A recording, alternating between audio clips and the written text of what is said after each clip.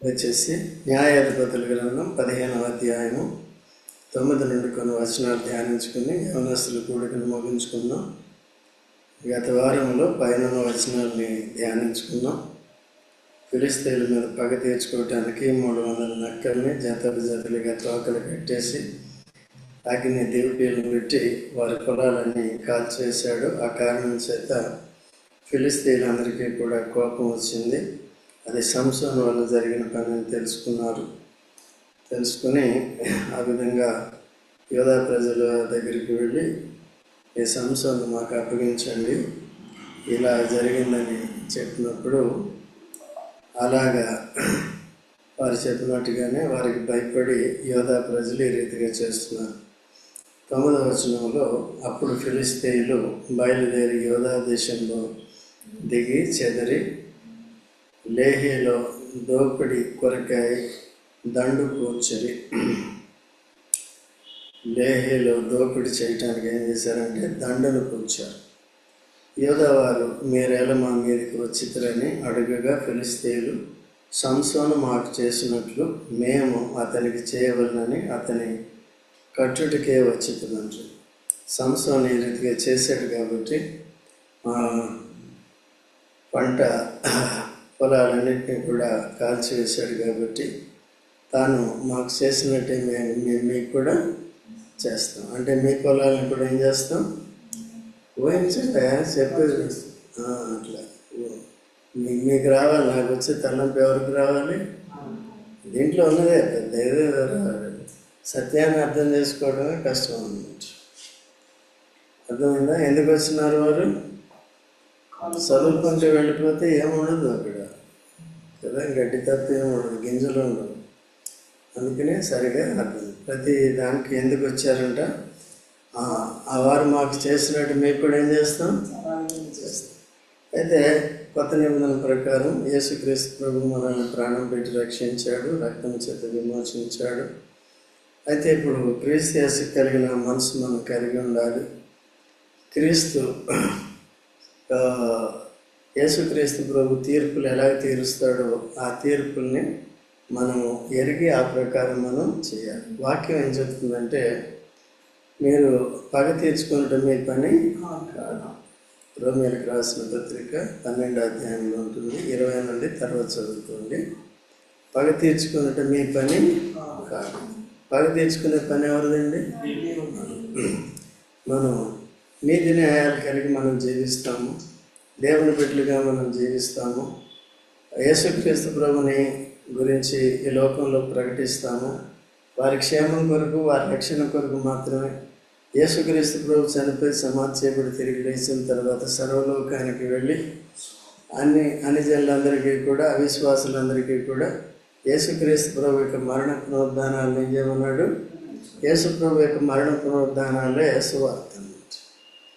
కాబట్టి నరకం ఉంది, నరకం నుంచి రక్షించుకోవాలంటే కేవలం యేసు ప్రభువుని నమ్మాలి. ఆయన మన పాపాల గురించి చనిపోయి తిరిగి లేచినాడని నమ్మాం. ఆ నమ్మకాన్ని ఇతరులకు కూడా ఏం చేయాలి? ప్రొఫెసింగ్ యువర్ ఫెయిత్ అంటే దాని అర్థం, you have to profess your faith out side అన్నమాట. దేన్నైతే విశ్వాసం ఉంచామో దాన్ని ఇతరులకు ఏం చేయాలి మనం? ఫెయిత్లెస్ పీపుల్కి faithful people, those who have faith, they need to preach the faith that you have. A faith మనం కలిగి ఉన్నాం, ఏ విశ్వాసం మనం కలిగి ఉన్నాం? క్రీస్తు మన పాపముల కొరకు చనిపోయి తిరిగి లేచాడు. అందుకనే యేసుక్రీస్తు ప్రభు తీర్పు తీర్చడానికి అధికారం కలిగి ఉండి అన్యాయంగా తనని హింసించిన వారిని హింసించలేదు. అందుకనే యేసు ప్రభు ఏదైతే చేశాడో తీర్పు దినం ఒకటి పెట్టాడు కాబట్టి అది ఈ చనిపోయే వరకు కూడా లోకంలో వారు మొండిగా అపవిత్రులుగానే ఉంటే, పాపులుగానే ఉంటే, క్రీస్తు విరోధులుగానే ఉంటే, క్రీస్తుని అంగీకరించుకుని ఉంటే తీర్పు దినం ఉందన్నమాట. సో వారు చచ్చిపోయిన వెంటనే ఆత్మ పాతాళంలోకి వెళ్ళిపోతుంది. తర్వాత దౌడ సింహాసనం మీద యేసు ప్రభు కూర్చుంటాడు. 1000 ఏళ్ల పరిపాలన తర్వాత ప్రతి రక్షణ పొందిన ప్రతి ఆత్మను ఏం చేస్తాడు? తీర్పు తీరుస్తాడు, తీసి నరకము వేస్తాడు. ఓకే అండి. అందుకనే ఆ శాశ్వతమైన పనిష్మెంట్ కొరకు తాత్కాలికంగా వారిని ఎప్పటికప్పుడు శిక్షించట్లేదు. ఓకేనా? ఎందుకంటే ఎప్పుడైనా మారు మనసు పొందుతారు, ఇంకా మారు మనసు పొందుతారని వాడు కూడా ఏమిస్తున్నాడు? ఎందుకంటే ఈ చనిపోయిన తర్వాత ఉంది భయంకరమైనది. అక్కడికి వెళితే చనిపోయిన తర్వాత ఇంక మార్చుకోలేని మార్గం. ఆ మార్చుకునేది ఇక్కడే మార్చుకోవాలి. జీవ మార్గం, నరక మార్గం, లేక పరలోక మార్గము, నరక మార్గం. మనం కూడా నరక మార్గంలో మనల్ని ఎక్కడికి వచ్చి తీసుకొచ్చాడు. సో ఆ మార్గంలోనే నడుచుకోవాలి. ఆ మార్గంలో నడిచేటప్పుడు ఇరుకు మార్గం. ఇరుకు మార్గం అంటే అర్థం ఏంటి? మిమ్మల్ని ఏమన్నా తిట్టినా కొట్టినా ఏం చేయాలి? నువ్వు అలా చేసావు కాబట్టి మేము కూడా అలా చేస్తాం. నువ్వు తిట్టావు కాబట్టి నేను తిడతాను, కొట్టావు కాబట్టి. అది శరీరానుసార్లు చేసే పని. వీళ్ళు ఏమంటున్నారు? ఎవరు? ఫిలిస్తీన్లు ఏమంటున్నారు? సంసోను మాకు చేసినట్లే మేము మనం ఎట్లా చేయాలంట? నా నిమిత్తం జనులు మిమ్మల్ని హింసించి, దూషించి, ద్వేషించి, అబద్ధంగా చెడ్డ మాటలలో పలికినప్పుడు మీరు అది ఓకేనా? ఇప్పుడు కొట్టిన దాన్ని కొట్టడం కాదు. ఇప్పుడు దేవుని తీర్పుల్ని మనం ఫాలో అవ్వాలి. మనల్ని హింసిస్తారు, దేన్ని బట్టండి? వాడి సువార్త.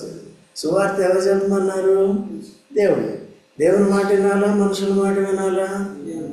పేతుడు కూడా అదే అన్నాడు కదా, మేము మీ మాట వినాలా, దేవుని మాట వినాలా.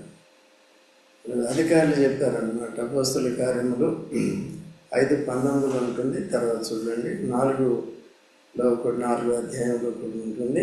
ఆ విధంగా వారిని సువార్త చెప్తున్నందుకు ఏం చేశారు? కొట్టారు, కొరడాలతో కొట్టారు.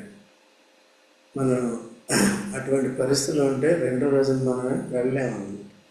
అంటే వాళ్ళు ఆత్మపూర్ణులై ఉన్నారు అన్నమాట. ఆ దెబ్బలు తిన్నప్పటికీ కూడా వారు తట్టుకోగలిగారు. అందుకనే దేవుని సేవ చేయాలంటే ఆత్మ స్వాధీనంలో ఆత్మపూర్ణత కలిగి ఉండాలి, లేకపోతే తట్టుకోలేరు అన్నమాట. ఆత్మశక్తితోనే కార్యాలు చేయగలుగుతాం, జయించగలుగుతాం, అన్ని చేయగలుగుతాం. కాబట్టి ఇక్కడికి యోధావారి దగ్గరికి వచ్చి ఎందుకు వచ్చారంట? మేము మీ పొలాలని కాల్చివేస్తాం, మీ పంటలను కాల్చివేస్తాం. ఎందుకు? సంసోను మాకు చేసినట్టు మీకు చేస్తాం. ఎందుకు వచ్చారా మీరు అని యోధా ప్రజలు అడుగుతుంటే ఎందుకు వచ్చామని చెప్తున్నారు. అయితే ఇప్పుడు ఈ సమస్యను వారికి అప్పచెప్పాడు. ఆయన కట్టుడికి వచ్చామన్నారు. అయితే అందుకు యోధా జనుల్లో 3000 మంది ఏతాములోని బండ ఎద్దకు పోయి సంసోను చూసి, ఎక్కడుంటున్నాడు సంసోను? ఎక్కడుంటున్నాడు? యాతాములోని బండ ఎద్దకు పోయి సంసోను చూసి, ఫిలిస్తీయులు మనకు ఏలికలని నీకు తెలియదా? ఎవరండి ఏలికలు? యోధా ప్రజలు ఫిలిస్తీయులకు భయపడి వారితో కాంప్రమైజ్ అయిపోయి వారిని రెసిస్ట్ చేయక ఇక్కడ దేవుడు దైవాత్మ ఏం చేస్తున్నాడు? సంసోను ద్వారా వాళ్ళని సంహరించాలని చూస్తున్నారు కదండి. ఎందుకంటే వాళ్ళు వీళ్ళని భక్తిహీనులుగా చేయడానికి, తర్వాత అప్పుడప్పుడు జ్వరబడి వీరు ఆస్తిని అంతటిని కూడా కొలగొట్టి తీసుకుపోతారు, అనేక మందిని చంపేస్తారు. అందుకనే వారి బారి నుంచి కాపాడటానికి దేవుడు ఏం చేస్తున్నాడంటే తన ఆత్మ ద్వారా కార్యం చేస్తున్నాడు. ఎవరిని వాడుకుంటున్నాడు ఈ సందర్భంలో? సంసోను వాడుకుంటున్నాడు. అయితే ఈ యోధా జనులు ఏమంటున్నారు? వీళ్ళు వాడితో కాంప్రమైజ్, శత్రువుని ఓడించాలని ఉందా? అందుకనే విశ్వాసులు అనేక మంది ఇదే పరిస్థితి కలిగి ఉన్నారు. నిద్రపోవటం, ఆత్మీయ నిద్ర అంటే వాక్యాన్ని నేర్చుకోకపోవటం, ఆసక్తి లేకపోవటం, ప్రార్థన చేయకపోవటం, సువార్త పరిచర్య చేయకపోవటం, ఆత్మీయ విషయాల్లో ఎక్కడ ఆసక్తి లేదండి. తమ కొరకే మేము తిని తాగితే చాలు, మా పొలాలు బాగా పండితే చాలు. మరి ఆత్మ పంట కూడా పండాలి కదా. శరీరంకు విత్తితే క్షయమైన పంటను కోస్తాం, ఆత్మకు విత్తితే ఎక్కడుంది? చూసాను గలతీ 6:7 చదవండి. 7 నుంచి చదవండి. మోసపోకుడి, దేవుడు ఎక్కిరింపబడు, మనిషి ఏమి విత్తును, ఏది విత్తితే అదే పంట. తర్వాత శరీరమునకు విత్తువాడు, శరీరేచ్ఛలను బట్టి విత్తువాడు క్షయమగు అను పంటను కోయను. చూసారండి, ఇక్కడ జీవితాలు రెండు, ఆత్మీయులకు కూడా రెండు ఉంటాయి, శరీరానుసారులకు ఒకటే ఉంటుంది. శరీర సంబంధమైన జీవితం, లోకంలో సంపాదించాలి, లోకంలో సుఖించాలి, డబ్బు ఎలాగైనా రావాలి. సో ధనార్జనే వారి యొక్క ముఖ్య ఉద్దేశం. కాబట్టి అలా తినాలి, తాగాలి, సుఖించాలి అనుకుంటారు అన్నమాట. అయితే ఈనాడు క్రైస్తవులు కూడా, విశ్వాసులు కూడా పరసంబంధమైన దృష్టి కోల్పోయి పైన ఉన్న వాటిని వెతికే బదులు పూర్తిగా ఈ భూసంబంధమైన వాటిలోనే నిమగ్నం అయిపోయారు. చూడండి, యవనస్తులు ఎంతోమంది ఉన్నారు, ఎంతమంది వస్తున్నారు, మీరు ధన్యులు అన్నమాట. వచ్చి ఏం చేయాలి? నేర్చుకుని దాన్ని పాటించకపోతే ఏమవుతుంది? రానోళ్ళు అంటే పెద్ద గొప్ప ఏం కాదు అన్నీ. కాబట్టి వచ్చి నేర్చుకుని ఆ ప్రకారం ప్రవర్తించేవారు ఉండాలి. శరీరేచ్ఛలను బట్టి విత్తువాడు క్షయమైన పంటను వస్తాడు, అదే కుళ్ళిపోయే పంటకు వస్తాడు, పనికిరాని పంటకు, వ్యర్థమైన పంటకు వస్తాడు, నరకానికి పోయే పంటకు వస్తాడు కదా. అయితే ఆత్మకి విత్తువాడు నిత్య జీవం అనే పంటకు వస్తుంది. సో నిత్యత్వంలో ఉన్న వాటిని దేవుడు మనకు చూపిస్తున్నాడు. కాబట్టి ఈ లోకంలో తాత్కాలికంగా శత్రువు సాతానుడు పనిచేస్తున్నాడు, ఇక వాని సంబంధులందరూ కూడా పనిచేస్తున్నారు మనకు విరోధంగా. అందుకని చాలా జాగ్రత్తగా ఉన్నారు. ఇక్కడ యోధా ప్రజలు ఏం చేస్తున్నారండి?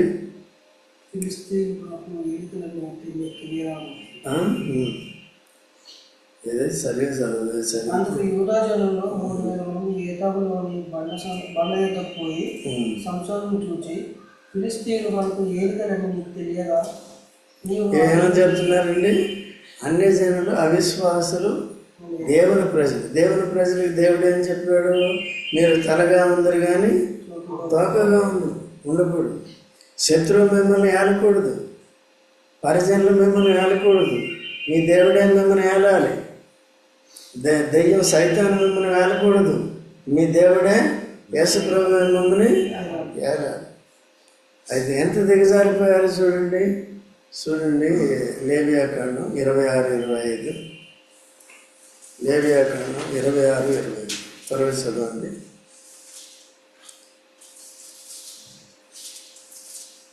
లేవి 26-25. మీ మీదికి ఖడ్గమును రప్పించదను, అది నా నిబంధన విషయమై ప్రతిదండన చేయను.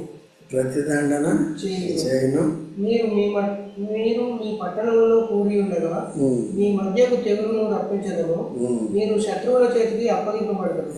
ఎప్పుడు దేవుని యొక్క ధర్మశాస్త్రాన్ని పాటించకపోతే, దేవుని నిర్లక్ష్యపెడితే, దేవుని మందిరాన్ని నిర్లక్ష్యపెడితే, 26వ అధ్యాయం 11వ వచనంలో మందిరాన్ని మా మధ్యలో ఉంచుతానని చెప్పాడు. అయితే ఎప్పుడైతే మనం దేవుని యొక్క అధికారంలో ఉన్నామో, దేవుని యొక్క వాక్యాన్ని నేర్చుకోకుండా దాన్ని నెరవేర్చమో, అప్పుడు ఏం చేస్తాడు? శత్రువు వస్తాడు. అప్పుడు భూసంబంధమైన శత్రువులు కాబట్టి కట్టుకొని తీసుకుని వస్తారు, ఫిలిష్తీయులు అంటూ. తర్వాత ద్వితీయోపదేశకాండం 28-43-44 చదవండి. ద్వితీయోపదేశకాండం త్వరగా చదవండి.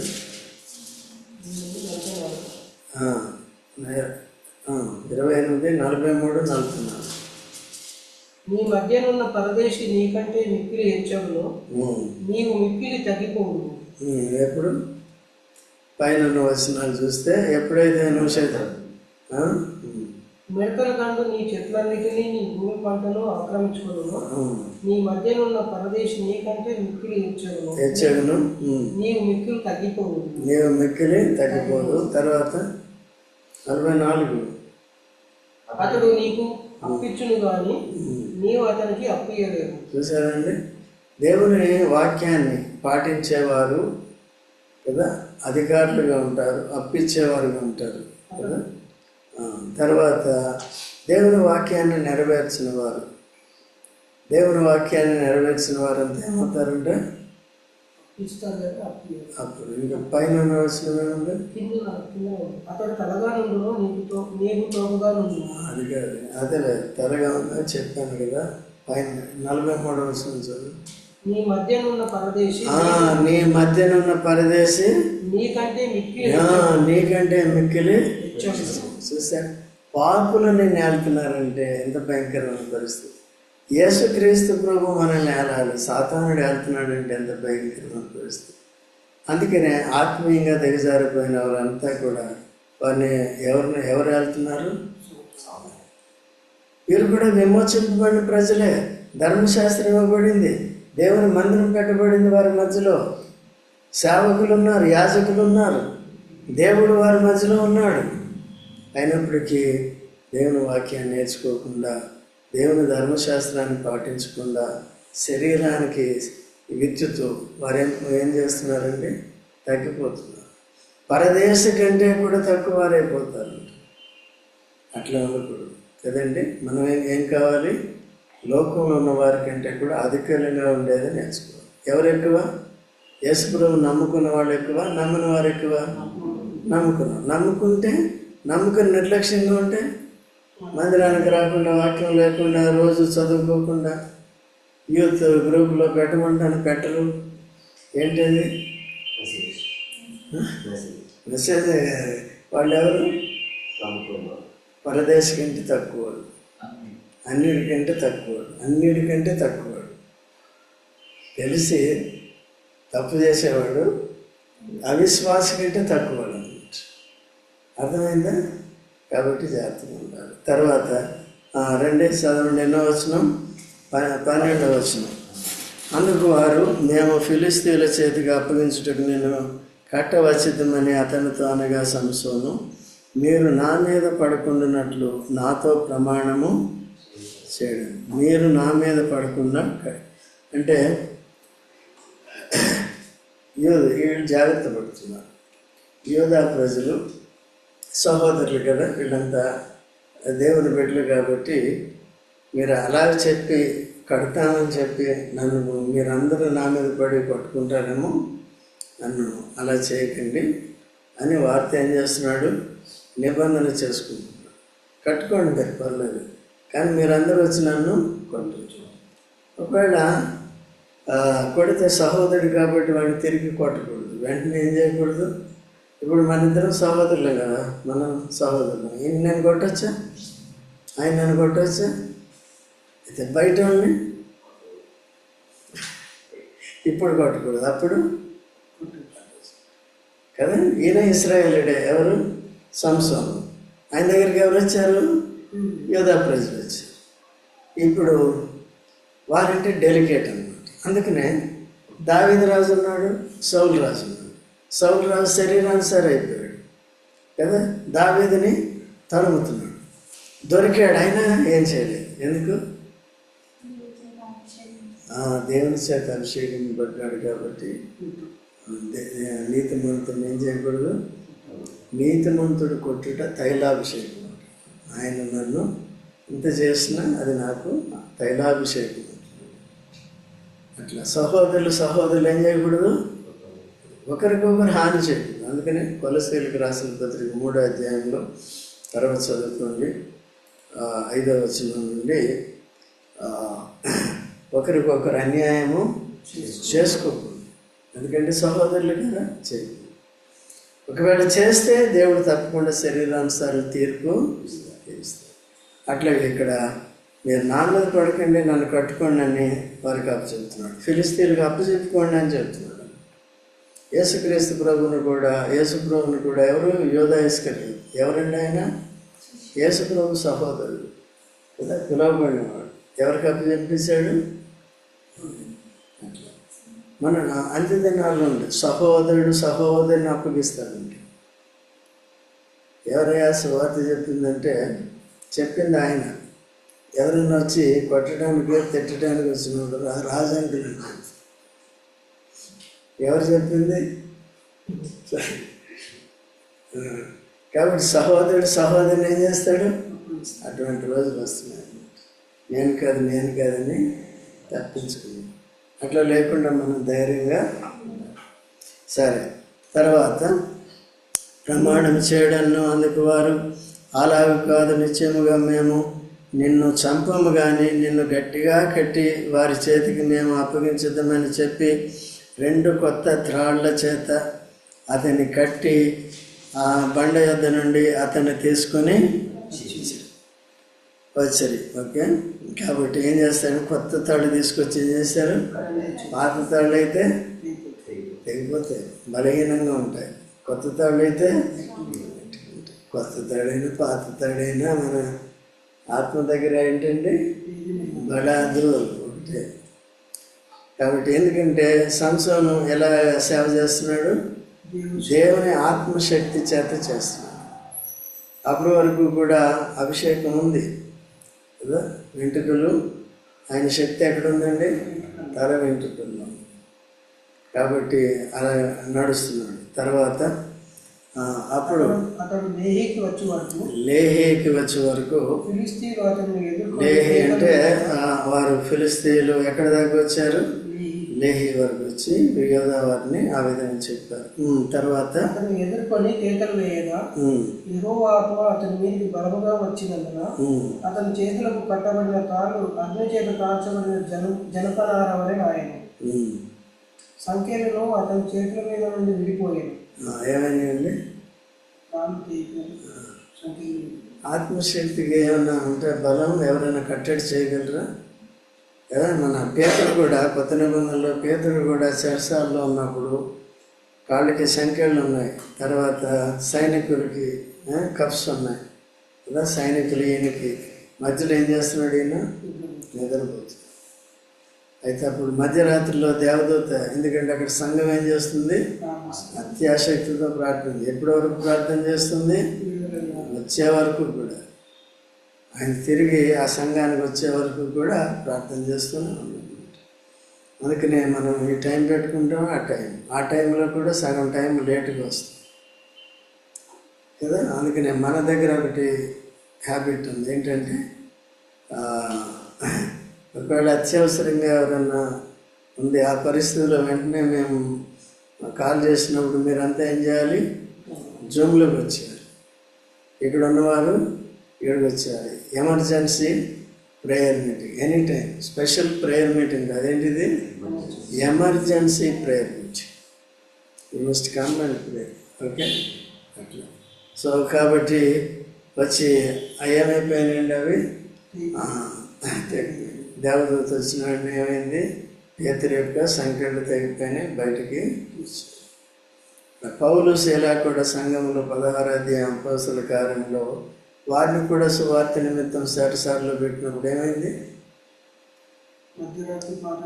పాటలు పాడుతున్నారు, దేవుని స్తుతిస్తున్నారు, ప్రార్థన చేస్తున్నారు. వెంటనే భూకంపం వచ్చింది, సంఖ్యలు తెగిపోయినాయి, గేట్లన్నీ తెరవబడి ఎంత అల్లకల్లోలం అయిపోయింది కదా. అప్పుడు ఎవరు రక్షణ పొందారు? జైలు అధికారి కుటుంబం. అదే చెరసాల జైలు అధికారి ఏమయ్యాడు? రక్షణ పొందాడు, కుటుంబం అంతా రక్షణ పొందాడు. ఓకే, తర్వాత లిడియా ఇంటికి వెళ్ళారు, లుదియా ఇంటికి. తర్వాత అతడు గాడిద యొక్క పచ్చి దవడ ఎముకను కనుగొని చెయ్యి చాచి పట్టుకొని దాని చేత 1000 మంది మనుషులను చంపాడు. చూసారండి, ఇప్పుడేంటిది? అప్పుడు శత్రువుల్ని చంపడం న్యాయం. ఓకే, ఇప్పుడు శత్రువుల్ని రక్షించటం న్యాయం. సువార్త చెప్పి వారిని రక్షణలోకి తీసుకురావాలి, మనలో కలుపుకోవాలి. దేని కొరకు అంటే వారి మేలు కొరకే. వారు ఎందుకంటే శరీరానికి విత్తుతున్నారు, ఇప్పుడు ఏం చేయాలి? ఆత్మకు విత్తేటట్టు చేయాలి. మనమే విశ్వాసం అని చెప్పుకుంటూ శరీరానికి విత్తుకుంటూ శరీర జీవితానికి ప్రాధాన్యత చేస్తూ దీనికి ఇవ్వకుండా, వాక్యం చదవకుండా, ఈరోజు యేసురత్నం మెసేజ్ పెట్టలేదు, వెన్నెలు పెట్టినట్టుంది, తర్వాత ఇంకెవరో పెట్టలేదు. అర్థమైందండి? అట్లా ఉండకూడదు. నాకు జ్వరం వచ్చినా కొద్దిగా ఏం చేయాలి? వాక్యం చదువుకోవాలి. అప్పుడు దేవుడితో సహవాసం చేసినట్టు ఉంటుంది. వాక్యం చదివినప్పుడు దేవుడు మనతో మాట్లాడుతున్నాడు. అట్లా మాట్లాడుతున్నాడంటే ఇద్దరు ఒకరికి ఎదురు ఒకరు ఉన్నట్టే కదా. ప్రార్థన చేసినప్పుడు మనం దేవుడితో మాట్లాడుతాం. అట్లా ఉండాలి. సో సమాజంగా కూడా వచ్చినప్పుడు మన మధ్యలో ప్రభువే ఉంటున్నాడు. సో కాబట్టి ఏం చేశాడంటే పచ్చి గాడిద దవడ ఏది గాడిద యొక్క పచ్చి దవడ ఎముకను కనుక్కొని చెయ్యి చాచి పట్టుకొని దాని చేత 1000 మంది మనుషులు ఏం చేశాడు? చంపేశాడు కదండి. 1000 మంది. ఏ శక్తితో చంపాడు? పరిశుద్ధాత్మ. తర్వాత అప్పుడు సంసోను దవడ ఎముకతో ఒక కుప్పను 2 కుప్పలను నేను చంపి ఉన్నాను, గాడిద దవడ ఎముకతో 1000 మంది నన్ను చంపి ఉన్నాను అని. చూస్తారా ఎంతమందిని చంపాడు? 1000 మందిని చంపాడు. ముందు ఎంతమందిని చంపాడు? 30 మందిని చంపాడు. 38, 36 సరే ఎంతో కొంత. కాబట్టి ఇక్కడ ఇప్పుడు ఒకవేళ చంపలేదనుకోండి, సురేష్ ఈ 1000 మందిని చంపలేదనుకోండి, ఏమైంది?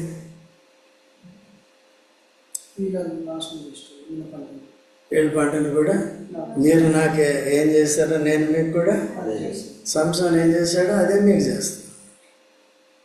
సంసోన్ మీ నాయకుడు కదా, కాబట్టి మీ పంట అంతటినీ పెంట చేస్తాం. మరి ఇప్పుడు జయమన్ రక్షించాడా లేదా? శత్రుబారి నుండి యూదులను అది ఇశ్రాయేలును రక్షించాడా లేదా? అట్లా. కాబట్టి అందుకనే మనం కూడా ఎప్పుడు మెలకువగా ఉండాలి, శత్రువుకి చోటు ఇవ్వకుండా జాగ్రత్తగా ఉండాలి. సో మనం ఒక్కొక్కరం కూడా సంసోను వల్లే మనం ఇతరులకి సహకారిగా ఉండాలి. ఇప్పుడు చూడండి, మన సంఘంలో పరిచర్య జరగాలి, ఆటంకాలు ఉండకూడదు. ఇది ఎవరి బాధ్యత? ఇది మనందరం. మరి ఎంతమంది బాధ్యత వహిస్తున్నారు కదా? మిమ్మల్ని మీకు కీ ఇవ్వటమే అర్థమైందండి. మీరు ఎప్పుడు తాళ్ళతో కట్టబడుతున్నారు, తాళ్ళతో కట్టబడకూడదు. ఏం చేయాలండి? బంధకాలు అనేవే ఉండకూడదు. యేసుక్రీస్తు ప్రభు ఏం చేశాడు?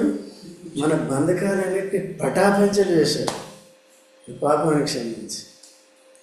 అదే ఎవరు మనల్ని బంధించకూడదు. ఆ బంధకాలు కూడా దేవుని శక్తితో ఒకవేళ మనం యథార్థవంతులైతే ఏమవుతాయి? మళ్ళీ వెళ్ళిపోతాయి. ఎవరికి కూడా మనల్ని బంధించలేరు. సో అటువంటి జీవితం మనం కలిగి దేవుని కొరకు జీవించాలి, ఆత్మను వెతుకోవాలి, జాగ్రత్తగా ఉండాలి. ప్రార్థన చేసుకుందాం.